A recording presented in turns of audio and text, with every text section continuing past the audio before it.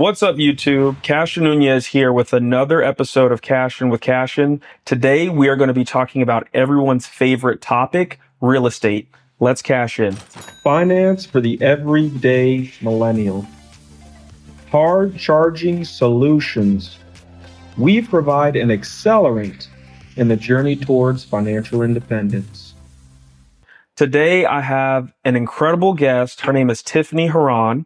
I do have prepared remarks, so I'm going to go ahead and stick to the script, and then we're going to get into the conversation. Are you ready, Tiffani? Yes, I'm ready. All right. So Tiffani Herron is a dedicated financial planner and an accomplished business owner. A trilingual native of Los Angeles, Tiffani is passionate about empowering individuals through financial education while also enjoying her love of singing. In 2015, after the passing of her sister and her parents' subsequent divorce, Tiffani gained firsthand insight into the profound impact financial preparedness can have during life's most challenging moments. This experience ignited her drive to help others navigate life's uncertainties with confidence and foresight. Today, Tiffani's mission is to empower individuals and families by teaching them how to establish and achieve long-term financial goals. Her focus is on creating generational wealth and leaving a lasting legacy for future generations. That is a very impressive bio. Very impressive. We are so happy to have you here. And before we get started, I just wanted to ask you, what are you most excited to be discussing today? Yes, well, thank you, Cassian, again for having me here. And I'm most excited for the impact of what we're going to be able to bring the audience today on the topic of real estate and just applying that to their portfolios and how people can get in and all that good stuff. Yeah. I mean, I love this topic. Everybody knows I'm extremely passionate about real estate as an investor myself. I just really believe it is the number one asset class because it pays you in 5 different ways. We're going to talk a little bit about that today. We're going to talk about how people should be looking at their personal finances in order to get themselves into a position where they can invest in real estate, some do's and don'ts, true cost of ownership, a whole host of things. So really happy and excited to have you here with us today. Absolutely. And with that, I'm going to jump into my first question. When people are looking to be real estate investors, what would you tell someone who's looking for the first time? They've purchased a primary residence before, they have a home for their family, but they've never purchased real estate as an investment. What would you tell them if you could give them some tips for what to look for in finding a property, and then how they can best be prepared in order to take that next step of acquiring the property? Well, it depends on what they're looking for, right? Mm-hmm. Because there are so many different avenues of investing. You've got buy and hold. Mm-hmm. You've got the BRRRR, the buy, rehab, refinance, rinse, repeat method. Yep. Then you have those who are looking for more of the quote unquote passive income mindset where they have a management company take care of a multifamily property that they purchase, or the short-term rental.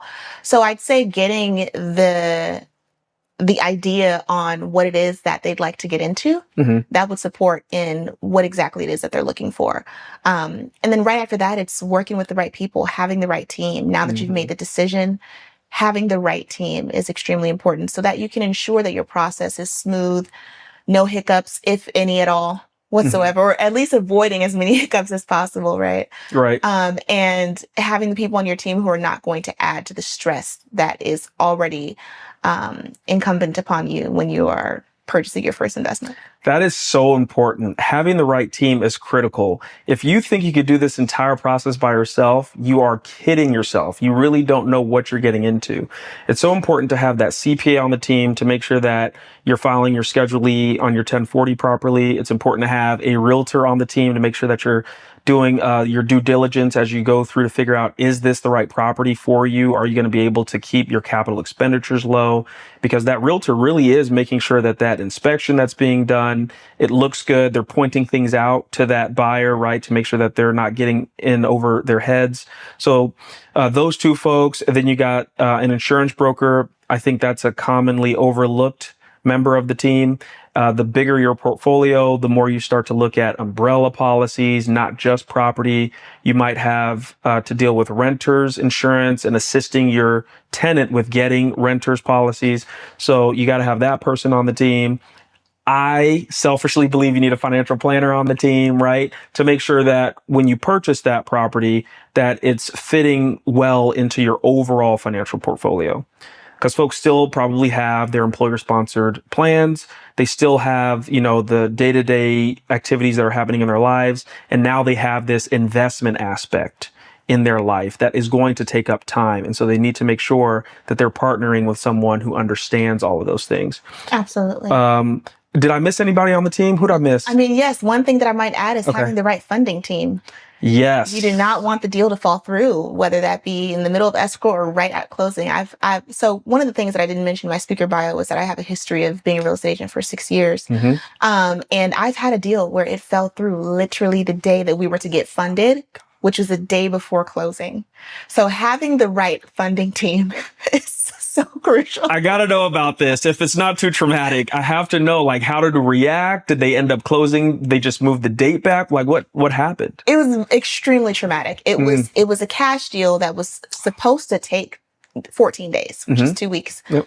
It ended up being dragged on for about 2.5 months. Oh my. And there was a lot of funding issues. Of course, as a realtor, you don't really get into the details of that. You just kind of know what's happening on the surface level, but behind the scenes, the lender is doing their job. But that was a major fire that was not put out, and we did not get funded the day before closing. So unfortunately, we had to miss out on that property.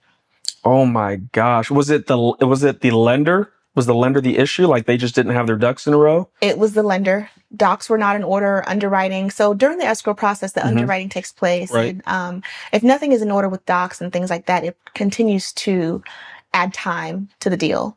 Okay. And there were so many things that just added on to that. And you mentioned this was a cash deal. So how much were they financing? Was it a majority cash thing and they just needed a portion of the property, or what did that look like? It was majority cash. They just needed a portion of it. Yeah. And then also some other things transpired where they wanted to assign the deal. So then getting the funding, for the person that it was going to be assigned to, and then having that be a code, two escrows happening at the same time. Then we had squatters on the property, and No. so many flags. Oh my gosh. Many fires, one here, one there. That definitely sounds like Murphy's Law was taking effect in a big way there. But it's good to hear that you persevered and you did eventually close in 2.5 months. No, you didn't close.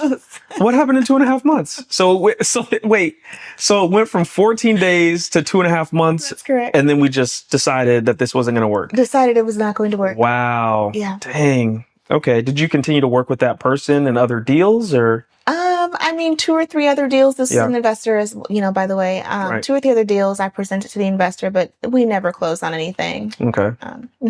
Okay. Yeah. Yeah, that stinks. Talking about funding, there are different types of funding, right? You got traditional financing, where you get the pre-approval letter from a lender. You're usually underwritten using W-2 income, earned income, to figure out how much you're going to be able to borrow. You've got cash. Obviously, you can bring 100% cash or a large portion of it and then finance a smaller portion of it. You've got non-recourse lending, which is something that I think not a lot of people understand. They probably don't even know that it's available to them. And instead of looking at that debt to income ratio, they're looking at that debt service coverage ratio, taking themselves out of the equation in terms of being a personal guarantor, putting the property in the name of the business, and then the business is taking out the loan so that if something were to fall through, they aren't held liable. The investor isn't held liable. So you've got that. You've got hard money lending. Personally, I don't have any experience with hard money lenders. I did a little bit of research and I wasn't really feeling hard money like that. It didn't fit into how I consider good investing to be done. And so I just kind of left it alone. But I have heard other people take advantage and it worked out for them. So that's good. And then you got lines of credit. And there are a bunch of different iterations or versions of lines of credit. And so I hope we could talk a little bit more about that. But of those options, traditional financing, including cash and pre-approvals, non-recourse lending, hard money lending, lines of credit, which one did you have most experience with? And then which one, if it is different, did you prefer? One thing I want to say first is that the beautiful thing about real estate is that there's so many ways to be able to get into it. Yes. So many ways. Agreed. I most work with those who were doing a traditional way of funding. So Mhm. going, straight to a mortgage broker who has different connections with different banks and is able to kind of negotiate the interest rate. Also cash deals and Okay. hard money lenders, because the investors either use cash or they use the hard money, private money, where they don't necessarily have to use all of their cash in the Right. bank. They're using the private money lenders. So those were the main three ways of funding that I worked with. But now over the last couple of years, there are other creative ways that people are being able to gather funds to Mhm. purchase real estate.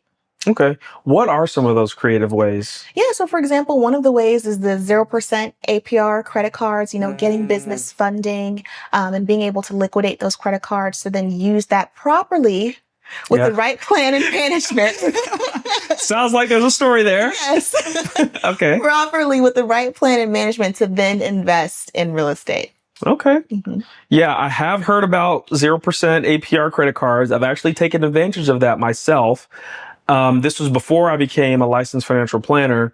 And it did work out for me. I was able to secure about $80,000 across 5 or 6 credit cards, liquidated them, and used it as down payments to purchase 3 properties in like 3 months or so. And so it was successful for me. Definitely don't recommend everyone do it because, debt, I liken debt to a fire. Fire can be used to heat your home. It can be used to help you prepare a meal. It could also be used to burn your house down. And so depending on the use case, it could be extremely beneficial or it could be extremely destructive. And so I don't know if when you were telling the story and you were kind of chuckling a little bit, if it was probably a little bit more the latter in your case, but did you have something to say on that? I chuckle because one of the I guess the commonalities that I come across as a financial planner today is the lack of discipline in people paying down their debt or even utilizing the debt rightfully so in the first place. So I chuckle because yes, it's doable. You've done it. But if the mentality isn't there to have the discipline, but then also the plan and the management behind the finances, it's going to be detrimental, much like you compared it to a fire that goes out of control. Yeah. It can get destructive. I'm constantly saying this. Other folks in the space are saying this, that personal finance is not really math intensive. It's really behavioral. It's, I don't know, 80% behavioral, 20% mathematical. If you have discipline, if you have a plan, you will eventually achieve your goals, right? So when people think about achieving financial independence and they're trying to engage in get rich quick schemes, right? Like Bitcoin, which I still kind of don't understand. When they're trying to engage in things like buying liens and then doing that enough times to get enough money to buy homes and or other types of assets. If they're doing things like $120,000 plus in credit cards at 0% APR and then don't have a plan to pay back that debt outside of the rents paying the debt, that is a recipe for disaster. That's where the math comes in, where you can kind of see how much margin you have in cash flow. And if you factor in an APR of like 14%, which is conservative, right? For a credit card, that thing can get to 20, 25 easily. But even at 14%, you're not going to have enough cash flows to pay the minimum payment on that credit card. So like that's where the math comes in. But if you have discipline, right? If you take something as aggressive as a 0% APR credit card and then you buy the home, but you also have a lot of cash flow coming in from your employment, your 9 to 5, and then you actually take that money and you pay the credit card down, that's when it works. But people get caught up. They don't have the discipline. They think they could do more. They bite off more than they can chew, and then they end up getting hurt. So yeah, it's very unfortunate that we see that. Do you have any other situation in which like a lack of discipline really unraveled a financial plan? Well, I don't have any other situations as far as like a lack of discipline. But one of the things that I love to focus on with my clients, Mhm. and here's why I love how we mastermind Yeah. collectively so well, because you brought up the word behavior. Mhm. And one of the things that I focused on since my experience going through an emotional intelligence actual program Mhm. is what leads to those behaviors. Money is more than just the financial aspect, but it's also the mental and emotional ties that we have to money as well. Right. There's a saying that money is energy, and I see that it is true, because those behaviors are tied to either if you are trying to keep up with the Joneses. Yep. Why are you trying to keep up with the Joneses? Who told you that you were not enough? Yeah. Why do you not feel that you are not enough? So what is actually leading to those actions? And can we not necessarily fix, but can we reshape the philosophy that you have around money, which is at the root of your mental and emotional core beliefs? That's awesome. I have not received that training. Is this specific to your current employer, or is this something that you got yourself? I got it myself, but I've got some good news for you. Okay. They might be having something here in Atlanta, which I'll be a part of with the first group. So I'll share it with you. You'll be the first to know. Please, and thank you. Because at this point, if I determine that you don't have the behavior, it's just not going to work, right? I have to turn people away who I don't believe are actually going to be able to follow through on the plan. But it would be nice to have that skill set, in my toolkit that I can pull out if I identify that this is the only issue that potential client has. Then I can kind of work with them to get them to a place of financial independence. So Yes. I look forward to getting that information. That's awesome. Moving on to home shopping, I understand that a lot of your experience is with primary residence shoppers. But in terms of real estate investors, what would you say are some things that they should be looking for as they go shopping in the 400 real estate markets across the country? When it comes to investing, as long as the numbers make sense, then it's the right deal. And that's the beauty of investing, is that all we have to do is just do the math, run the numbers on it, do the mathematics. Yeah. And if it makes sense, then it's the right deal. So there's not too much emotion involved in investing. And so when it comes to looking for things, it just has to be great ROI. What are the expenses of the property? What's the long-term plan, or is it a short-term plan, et cetera? Can you add on to that? Yeah, so I completely agree. The whole reason why I was able to purchase those properties as quickly as I did without ever seeing them, I haven't even been to some of the states where I was purchasing these properties, like Ohio, for example, is because I just looked at pro formas, right? When you purchase a home as a primary residence, you're looking at the carpet, you're looking at, does it have a breakfast nook? You're looking at the neighborhood a little bit more.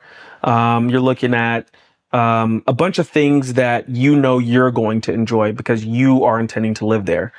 But people fail to realize that you are not your tenant. A bunch of different people value a bunch of different things. And so depending on the type of tenant you want to have, that is going to drive the type of property that you end up purchasing. So if you want someone with a 750 credit score and you're charging slightly above fair market rents, you have to be able to purchase a property in an area that's going to provide whatever amenities, whatever it is that type of tenant wants, right? Not necessarily what you want as the owner, but the person who's going to be living there, what do they expect? And so they may not care about granite. They might be okay with Formica, or, if you're charging a premium, if it's not granite, they're not even going to look much further, right? So those are the things that real estate investors really have to understand, that they are not their tenant. The numbers have to add up, and you need to do the numbers first. Before you even look at pictures, you go through that pro forma and make sure that the math is mathing. And then you kind of look around the area to make sure that all the things are there for the potential tenant. Absolutely. Do your research the neighborhood and the market of that area so you can know who your ideal tenant is. Yep. Yeah. And another thing that I'd like to add here, school districts are important. Huge. If you're purchasing a 3-2, a 4-2, there is a reasonable expectation that one of those bedrooms might be a home office, but another one is probably going to be for children. And so it would behoove you to make sure that you understand what type of school district you're purchasing in, because that's going to be major. And those tenants usually stay. right? Because if their kid starts in the 6th grade, they're going to stay in that school all the way up and through high school if the school district's good enough. And that's huge for real estate investors because it's going to cut down on that turnover. Turnover kills profit. So if you could keep someone in a property for 2, 3, 4+ years, you really start to reap the rewards of the cash flow. And so, yeah, pay attention to those school districts. So what I'm hearing here is longevity. Definitely longevity. Yeah, like every single property that I've purchased and I recommend other people to purchase, it's a buy and hold strategy, right? It is a buy and hold strategy. You definitely want to make sure that you're purchasing real estate on day one with some cash flow. It's got to have something coming in positive. Never recommend people to purchase property and they're losing money every single month. And then the pro forma shows that they start to make a profit in year 2 or 3. Day one, you have to be making money. So that's a hard and fast rule. But you're really looking at the pro forma like 10 to 15 years out, right? Because that's when the financial independence is going to come for most people. What does that mortgage look like? It could be completely gone. You could only have 10 years, 15 years left if you got a 30-year and you only paid the minimum. And so you got all this equity in there. The cash flow is going up because you fix your expenses and every year you get to increase the rents. These are the things that really get people excited about real estate. And they come in year 6, 7, 8, 9, 10 and beyond. So yeah, it's all about longevity for me and our clients. Absolutely. Yep. Okay. So as a realtor, you have experience with making an offer. As a real estate investor, I have some experience with making an offer. What would you say in terms of the negotiations is important for the buyer to be aware of when they're going to make an offer or multiple offers on a bunch of different properties? Understand if there's competition. I think that'd be the main thing, right? Is there a lot of competition on that property that's going to affect the offer that we're going to make, depending on how much you love it? Yeah. Yep. And then there's other ways to structure an offer to where, sellers, to where it will look really great on the front end, and then on the back end, you can kind of do some wiggling around the price and, rears that you're getting at the end of closing, etc. Yeah, I'm actually going through that right now. I'm trying to sell a property in Mississippi and they gave me asking, but then they're asking for like $9,000 in closing costs. Yeah. So I was like, I'm not really getting asking, but yeah, you realtors. But no, that's good. That's a very good point that there are a bunch of different ways to structure offers. I would add that, if you're making multiple offers, you should have some sort of an order of merit list on which ones you're actually going to accept and follow through on, depending on who accepts and who doesn't. So stuff like that, just have a game plan, right? When you're going into this. And then if you end up in a situation where all of your offers are accepted, have some money. Have some money, right? So, well, at that point, they can choose. True. They can choose. For investors, making their offers stronger. Okay. Down payment. Money down. Yep. Just money down right off the bat. Earnest money deposit. You can increase the earnest money deposit. There's also a way in the contract where even after you give the earnest money deposit, you can give a little bit extra prior to closing. But yes, just different avenues for strengths. Okay. Okay, so my next question, I really have very strong feelings about escrow accounts. I really have strong feelings about escrow accounts. I'm sure you can guess which way I'm going with escrow accounts. But in your experience, do you find escrow accounts to be a good thing for your clients or not? I do. Okay. From my experience, years in, my escrow partners have always been a neutral party. Okay. And they've worked in the best interest of both seller and buyer. Not for either one, but just remaining neutral and seeing how we can, come to a solution-based choice. Okay. You're talking about opening up an escrow to collect earnest money? Earnest money for the entire closing process. Okay. I'm talking about escrow, not just for that, but escrow when you close attach the escrow to the mortgage to pay for your taxes and insurance. Oh, let's talk about it. Yeah. So that escrow, there are two escrows, everybody. You got the closing escrow where money's being exchanged, and then you've got the post-closing escrow where you're paying for your taxes and insurance as a portion of your mortgage. And so the latter escrow, how do you feel about that being beneficial to your clients or not?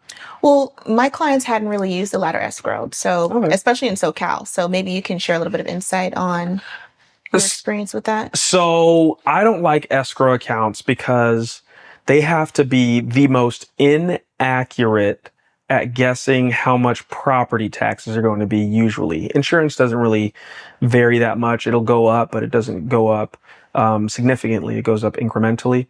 But you're either in a situation where you've overpaid and you're getting a refund. So every single month you were paying more money to this place instead of putting that money, opportunity cost, into some sort of investment. And so you've lost out on something. Or, if you wanted to spend it, you weren't able to spend it in that month because you were paying it to escrow and then you get it back. Or you've underpaid, and then in 12 months, you get a beautiful surprise that you have an assessment to pay the difference because the mortgage company paid the property taxes on your behalf. They expect you to reimburse them. And then they increase your escrow for the next 12 months to try to get it right. They don't. They've overestimated, so they give you money back. Then they try to pay taxes again, and they've underestimated. And so I've done that probably for the last 5 years and no more. When I go in to get a loan, you have to have a 90% loan to value. So as long as you have 10% equity, you don't have to have an escrow at most lenders, right? It's lender specific. And then the type of loan that you're getting determines if you have to have an escrow or not. So yeah, I just pay my taxes directly, right? And I pay my insurance directly to the insurance company. I don't mess with post-closing escrows. They're terrible. This is why it's so important to know the state-specific requirements for purchasing real estate. Yeah. That is non-existent in California. That's awesome. So they don't default to escrow. No. Yeah. So in Georgia, they default to escrow, but you can get out of it if you have enough equity. So if you're going FHA and you're only putting down 3.5, you're going to have an escrow. But if you can put down at least 10%, you will be able to decide on whether or not you have an escrow. You can also get rid of escrow if you continue to pay on the home and some years go by and then the fair market value increases, which means the equity in the property is going to increase, which means your loan to value is going to be impacted. Once you get to 90% loan to value, you can ask your lender to drop the escrow without having to refinance. So most people don't know that. So if you have more than 10% equity in your property, you do not have to refinance. You can call the lender and say, hey, I'd like to go ahead and get rid of the escrow. I'd like to pay it myself. It's up to the lender, but you have the ability to at least ask once you get to that point. It's not dissimilar to PMI, right? Private mortgage insurance. Once you get to 20% escrow or an 80% loan to value, you can ask the lender to get rid of it. They should get rid of it automatically, but that'll trigger that action to happen. Yes, unless you're doing that right up front, depending on the loan type. Like if it's conventional loan, you can just have the PMI off from the jump. Yeah. Right. If you put down that percentage. Yeah. Okay. So going back to the loan process, we talked about financing earlier, but some of the no-nos, some of the things that you definitely should not be doing if you are purchasing real estate. What would you tell real estate investors about things that they absolutely should not be doing? Absolutely. So if you have a hard money loan, or if you have a line of credit that you're utilizing, whether it be a HELOC or the credit cards, or if you're doing a traditional loan, do not do anything to basically affect your credit, right? So no big purchases. Don't go buying furniture immediately or preparing to do restoration on the property just yet. Don't go buying a car. Do not pay off your credit cards. I know that sounds like it would be a great idea, but it's actually not because it affects your debt to income ratio. And what else is there? Those are pretty much the biggest things, right? Definitely. Yeah. And it's funny because it should be obvious. Get You checked. know, like if you're working with a good lender, I'm also a mortgage loan originator, so I'm a lender as well.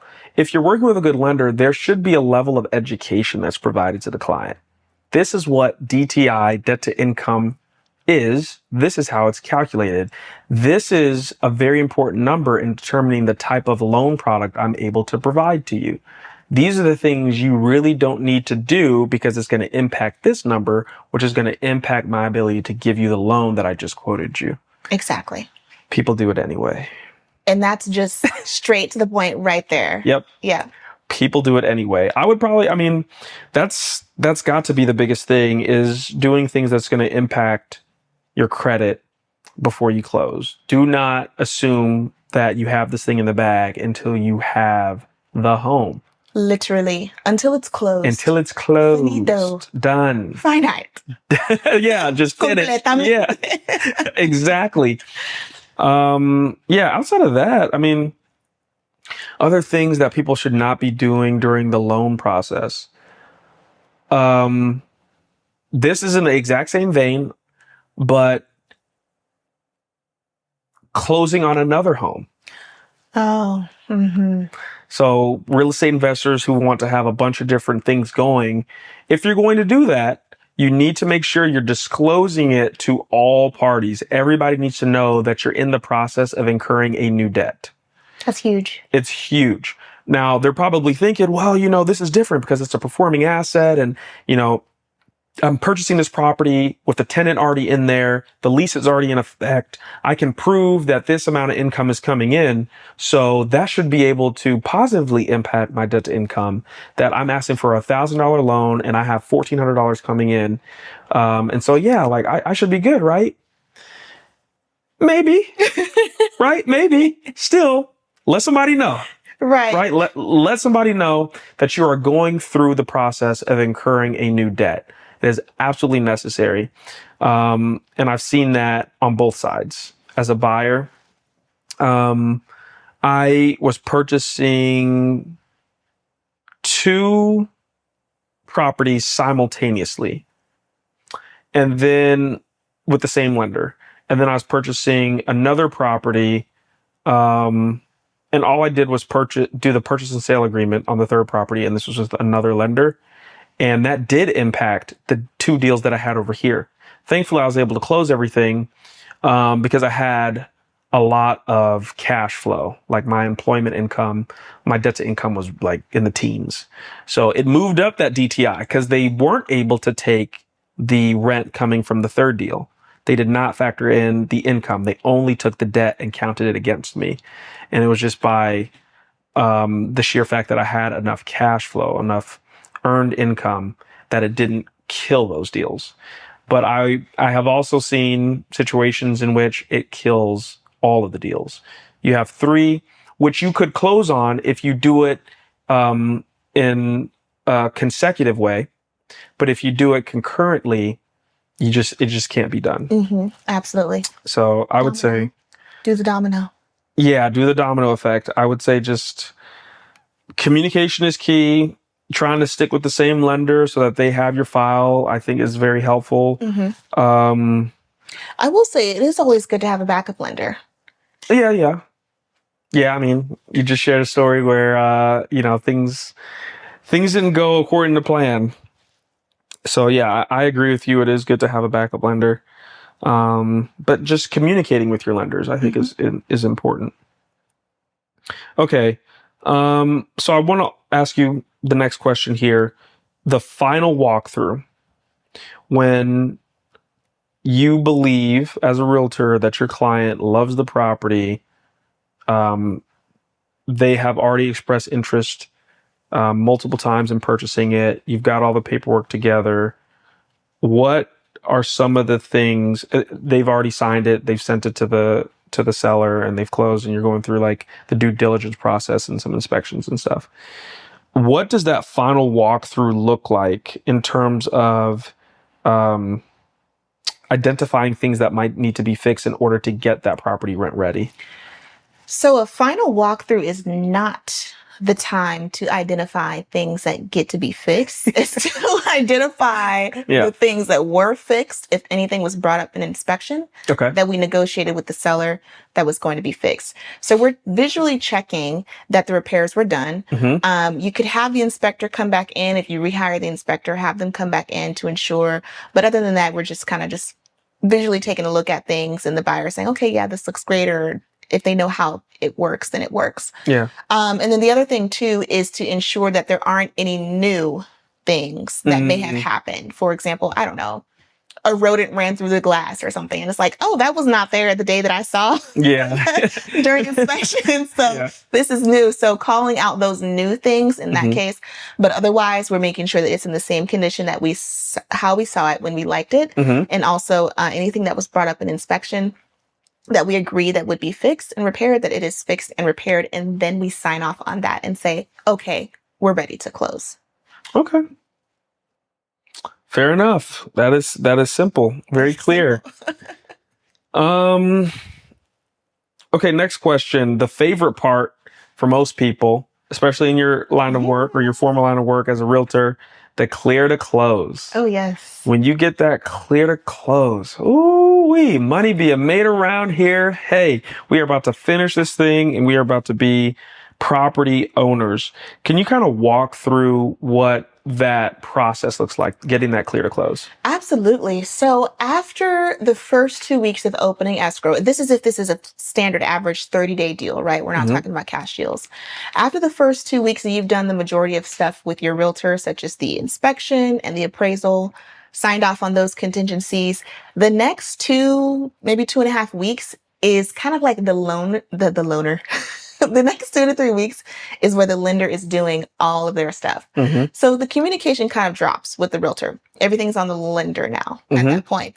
Getting documents ready, completing the underwriting, etc. So the great thing about hearing the clear to close just means that all documents are in order.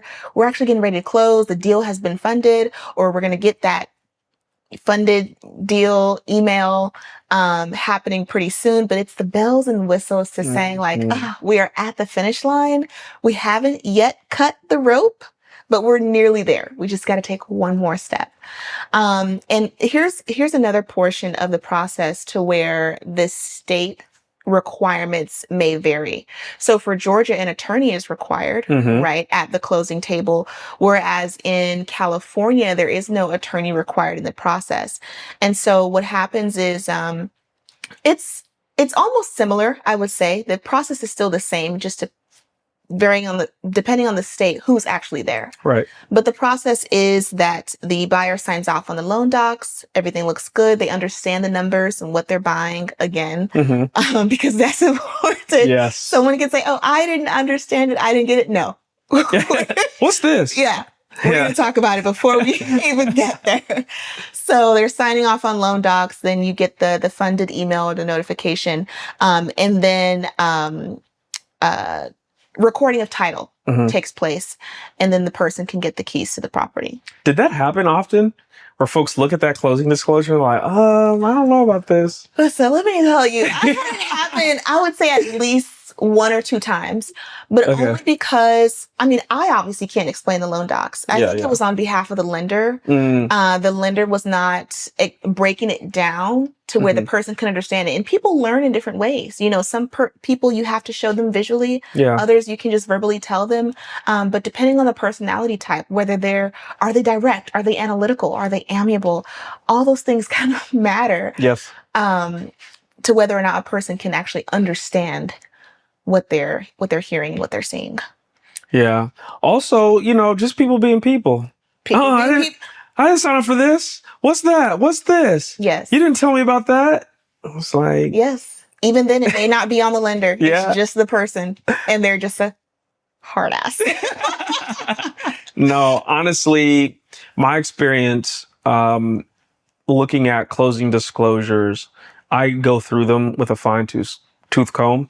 Like I'm looking at the total interest payment, And that's like a motivator for me to pay this thing down as quickly as possible. Because if you really look at the closing disclosure, there's a lot of information in there. It is. It's not just about, how much you're borrowing, the interest rate at which you're borrowing, what your principal and interest payment's going to be if you have an escrow, what they're going to be taking out for taxes and insurance. There's also portions in there that speak to amortization and how much money you're actually paying for this home. And people don't understand that when you look at an amortization schedule, the overwhelming majority of that mortgage payment is going towards the lender, right? 90 something percent, the first few years of your mortgage goes towards the lender. And so if you look back after year one and your balance, the amount of money that you borrow was $330,000 after a year of paying like $2,000 a month, the balance is now $328,000, right? Like, I've been paying all this money and I only see, $2,000 going toward the balance. I can understand how it could be frustrating for people if they don't understand, if they're not looking at the entire closing disclosure on how much this investment, for most people, the largest investment that they'll ever make is in real estate, is costing them. And so I would just encourage folks to read the closing disclosure. Not just one time to familiarize yourself with the document, but every time you go through a transaction when it comes to real estate. And there are a lot of pages, but there are some key things you need to be focused on, and that would be one of them. Yes. I don't know if you had any like key things to look at in the closing disclosure, or if you just always went over, hey, this is how much you're borrowing, this is your interest rate. Or as the realtor, if you just kind of stayed out of it and said, hey, you talked to your lender, right? And everything's good. Like, I don't know how you. That's typically how it happened in my playbook and how it was taught. We allow the lender to have that conversation. Mm-hmm. And then, but of course we're in three-way group chats. We're in, Right. a thread of emails where if there's questions, I'm also witnessing and seeing that. So the communication is open to know whether or not the client is having trouble. As you transition from being a realtor to a financial advisor or a financial planner, what role do you think you're going to be playing, or what role do you look forward to playing in assisting people with purchasing real estate? So I still have the role of a counselor Mm-hmm. because I've just accepted it. It's one of my gifts. And so even though I've transitioned from being full-time real estate agent to now financial planner, for me, the basis and the foundation is still the same for the conversations that I'm having with them, with the clients. And it's just that of a counselor. We're talking about anything and everything. Okay. So, thank you so much for answering all my questions. I hope that the audience got a lot from this. I got a lot from this. There are a lot of different ways that you can invest in real estate, a lot of different funding avenues, a lot of different things you need to take into consideration, a lot of different people you need to have on the team. And so I really appreciate you for taking the time to be here and to answer all those questions that I just asked. Of course. Glad I could be here. All right. Now, you've got a realtor and now you're transitioning into financial advisor, financial planner background. I've got a real estate investor, and now I'm a mortgage loan originator and financial planner.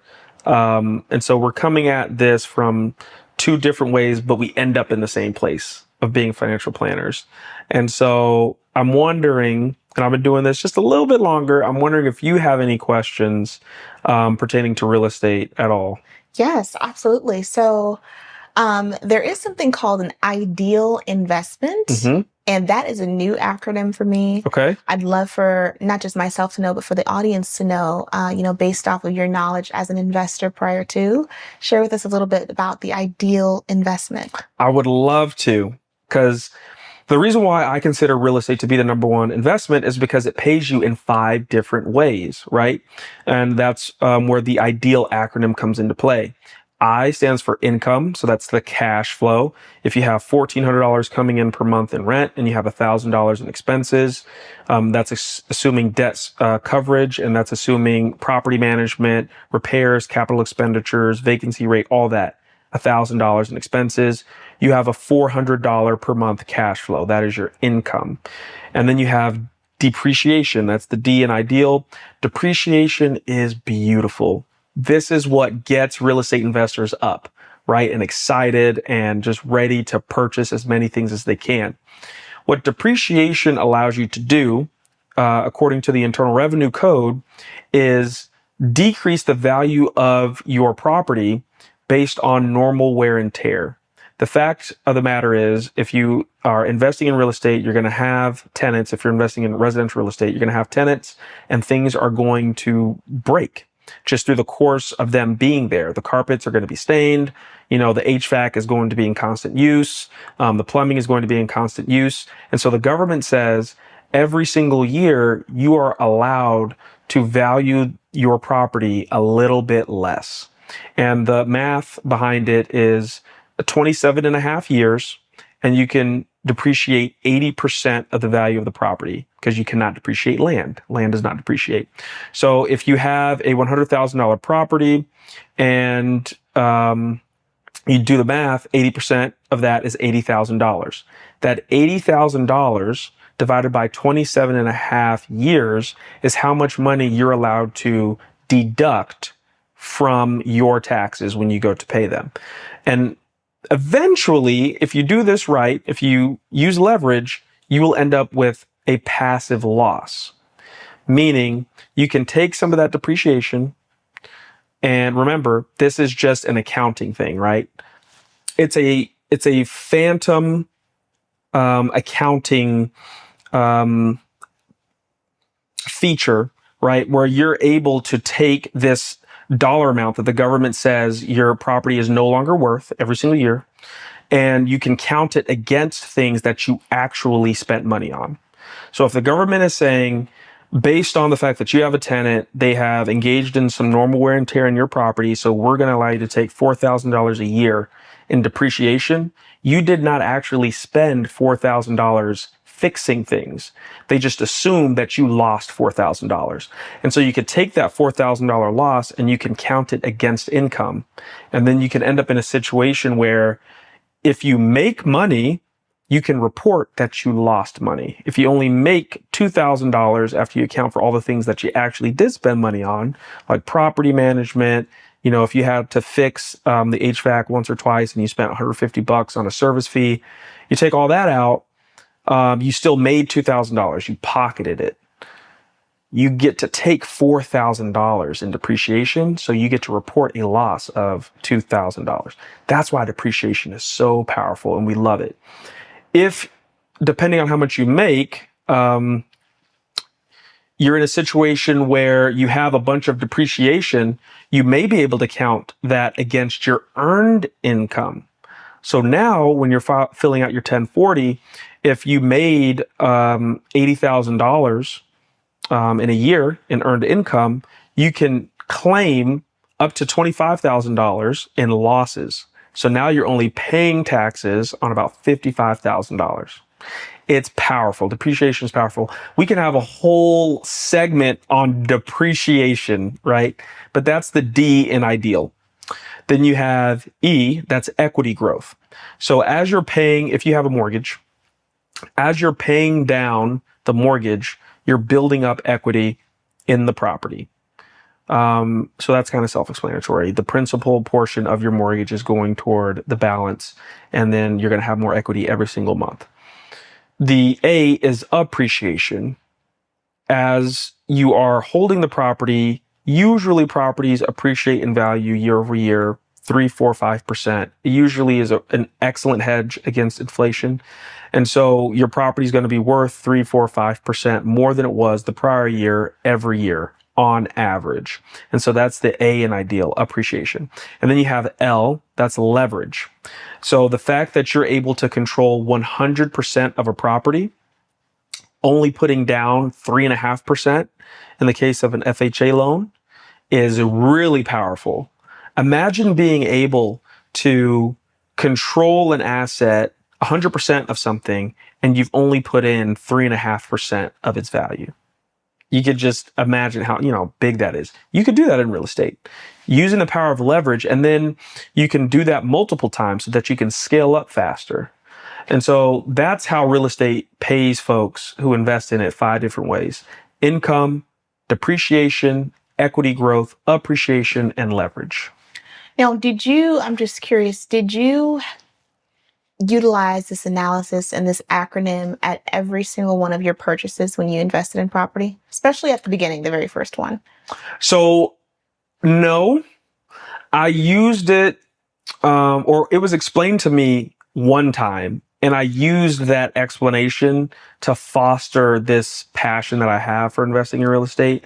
And I use the ideal acronym to explain to people how powerful real estate is as an asset class, and the reason why I believe, and why I believe other people should understand and believe, that real estate is the number one asset class. So it really is just a tool to increase financial literacy. Tools that I use to go from property to property are more math based, like the pro forma and things like that. Okay. Awesome. And then speaking to the last part, the L in ideal, leveraging. Yes. Leveraging is huge. Yes, it and is. It's one of the main things that I think as we approach getting into real estate that we don't consider as much, especially newbies.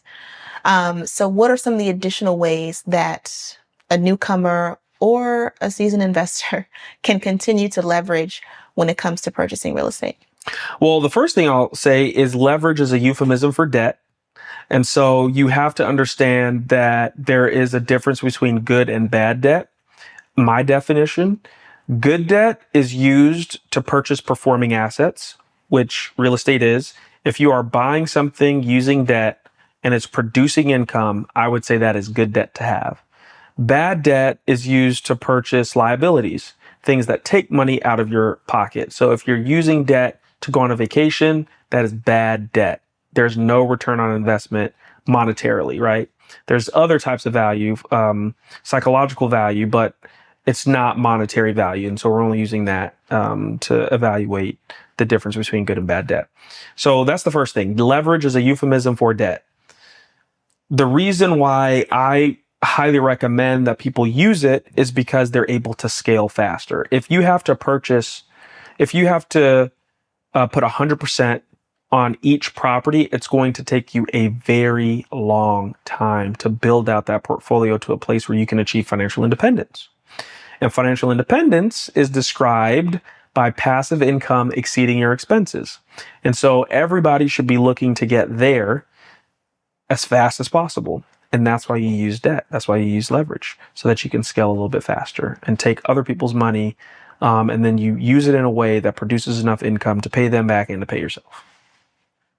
Okay, so we know the difference between good debt and bad debt now. Don't go down the rabbit hole of having lots of bad debt, such as utilizing your credit to go on vacation. Right.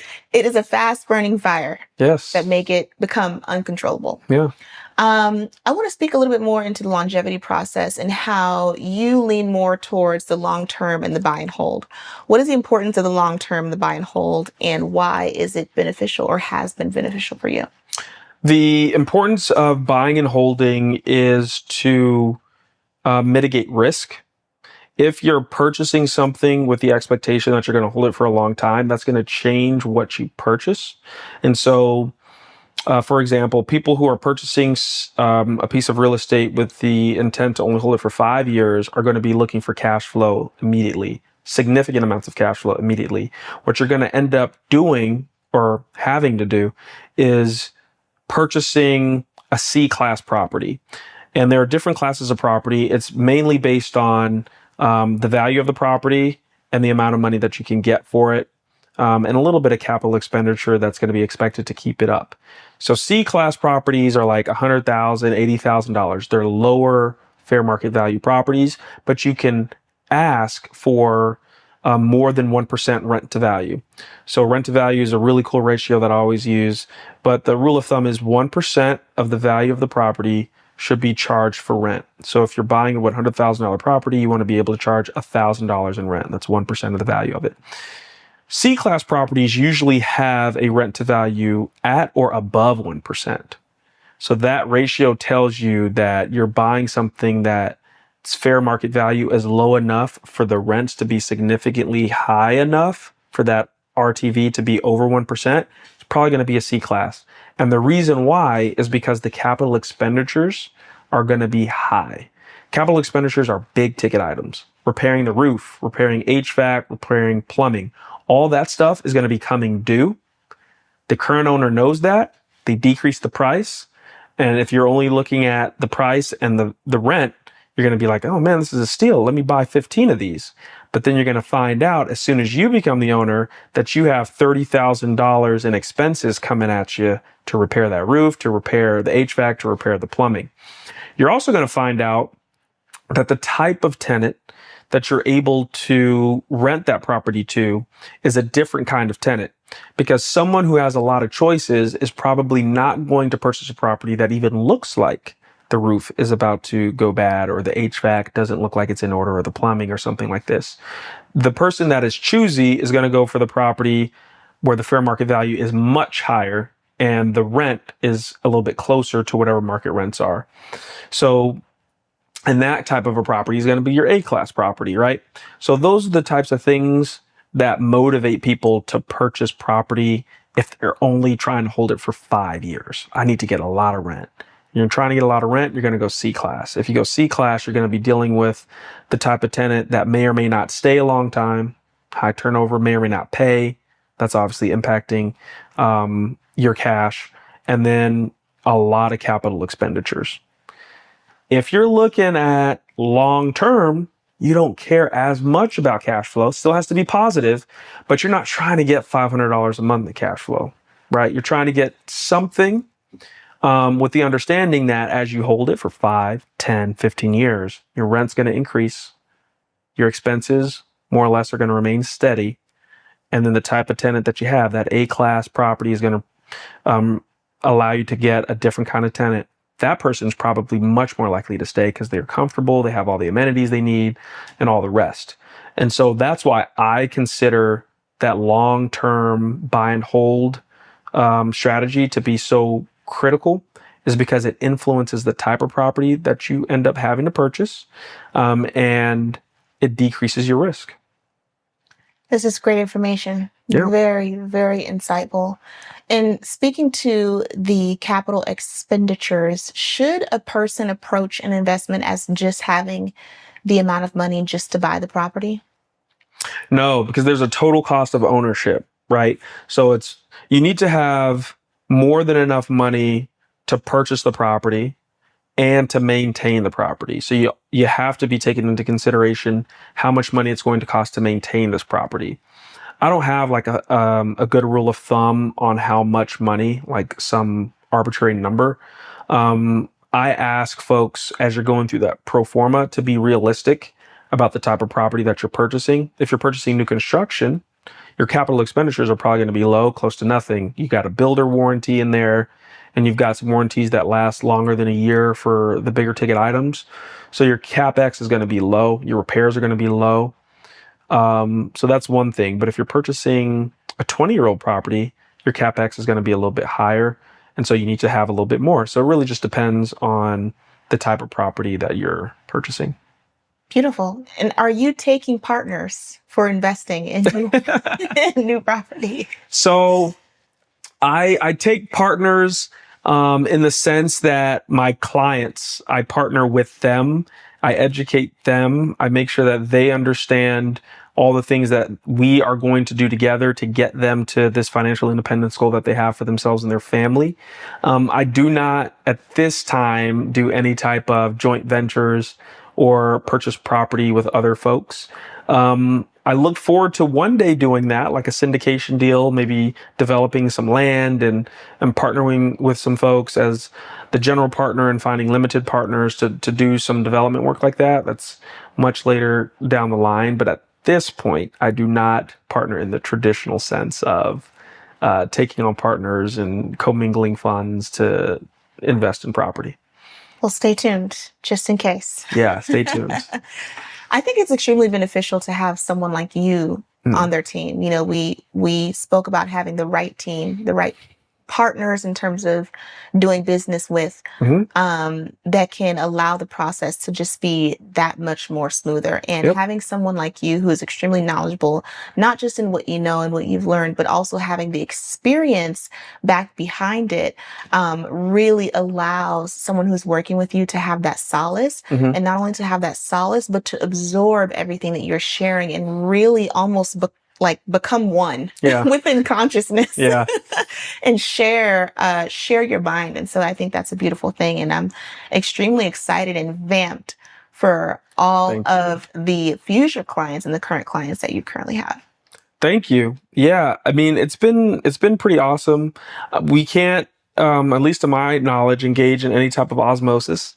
And so for that reason, we have created courses to increase people's financial literacy, because I can't impart all of my knowledge, wisdom, and experience. I can't download it into somebody else. And so I can put it into videos, into copywritten content, and put it in a format that's easily digestible.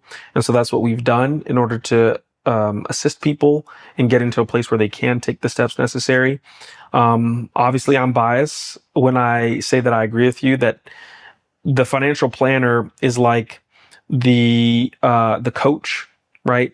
My knowledge on most things is an inch deep, but the amount of things that I know about is a mile wide.